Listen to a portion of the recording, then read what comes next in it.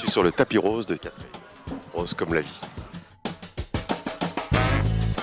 Je m'en viens rencontrer Pierre Richard qui s'apprête à prendre le train, qui s'en va au Festival des films de Gatineau. J'avais tellement été déçue à la première du Bonheur de Pierre qu'il soit absent. Et bien là, j'ai mon moment avec Pierre Richard.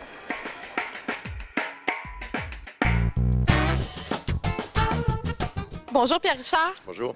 On est ici à la gare centrale à Montréal. Vous vous préparez à partir pour Gatineau, pour le Festival des films.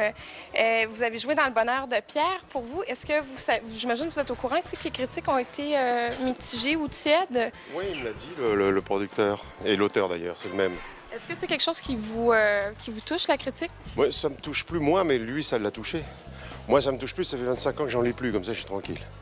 Mais lui, apparemment, il était quand même très touché parce qu'il ne pensait pas à tant de comment dirais-je, d'acharnement même, c'est ce qu'il m'a dit au téléphone. Je sais pas, j'étais pas là, moi j'étais en France, alors évidemment j'ai vu ça de plus loin. Par contre, il paraît que les gens aiment beaucoup le film. Moi, j'ai toujours bâti ma carrière sur l'amour du public. On est tellement contents de vous voir. On se fait la baisse? Tourner Le Bonheur de Pierre, c'était un vrai bonheur d'aller sur le Saguenay, à Chicoutimi, je connais pas, c'était sublimement beau. De tourner avec des acteurs que je connaissais pas, comme Rémi Girard, Louis Portal, Gaston Lepa. On s'est amusé comme des fous. Et ce plaisir que j'ai eu à tourner, on me l'enlèvera pas. Je l'ai dans ma tête, je l'ai dans ma mémoire, je l'ai dans mon cœur. Ça vous arrive-tu, vous, des fois, d'être de mauvaise humeur? Jamais au Canada. Vous avez vraiment un attachement profond avec le Québec? Vous avez une maison ici?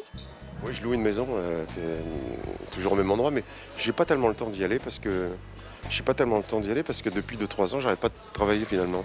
Il y a une nouvelle génération de metteurs en scène qui est arrivée et qui ont eu envie de moi, envie de m'avoir. Et alors du coup, c'est reparti. J'ai lu quelque chose sur votre site Internet qui disait que vous n'aimiez pas faire un gag pour un gag, que vous aimiez bâtir plus profondément vos personnages. Comment vous les travaillez, vos personnages?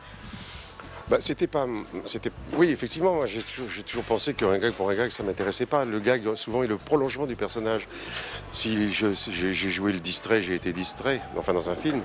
Les gags étaient des gags de distraction qui faisaient partie, évidemment, intégrante de ce personnage, dont la distraction était une des caractéristiques majeures. Il y a eu François Perrin, mais il y a aussi François Pignon. Oui, mais alors à un moment donné, il a changé, il est passé de Perrin à Pignon. Est-ce que vous posez les questions pour savoir pourquoi on change le nom de famille après aussi longtemps? Ça, on va lui demander parce que moi, je ne sais pas. Un beau jour, il m'a dit, tiens, tu t'appelles plus Perrin. Ah bon, je m'appelle comment? Pignon. D'accord. Moi, je m'en fous. Perrin, Pignon, ça n'a pas d'importance. Le problème, il n'est pas là. Lui, c'est peut-être que je ne sais pas, il a une constante dans les noms de ses héros. Comment vous appelez-vous? Perrin. François Perrin.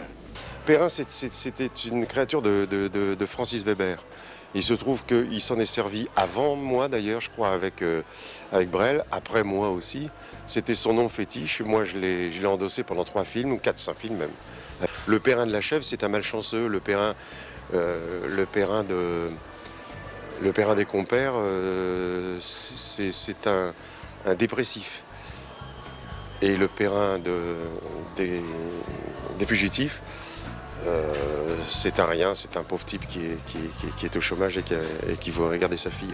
Ça n'a pas de rapport, donc ce ne sont pas des suites. Est-ce que même après avoir fait environ 60-65 films, est-ce que vous voyez encore des difficultés à faire ce travail-là? Non, parce que les difficultés, j'en aurai le jour où ça m'ennuiera, mais ça ne m'ennuie pas du tout. Finalement, moi, faire un film, ce sont des vacances. Ouais. J'ai toujours pris ça comme quelque chose de ludique.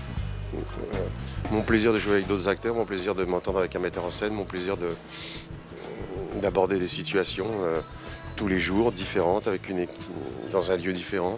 J'ai toujours pris ça comme j'ai passé ma vie en vacances finalement. Si vous voulez voir Pierre Richard, eh bien, Le Bonheur de Pierre est toujours à l'affiche. Sinon, je vous invite à vous relouer les films La Chèvre, Les Fugitifs, Les Compères, Le Jouet. Toujours un plaisir de le voir jouer. Bon cinéma. Ils ont de l'air heureux, les gens.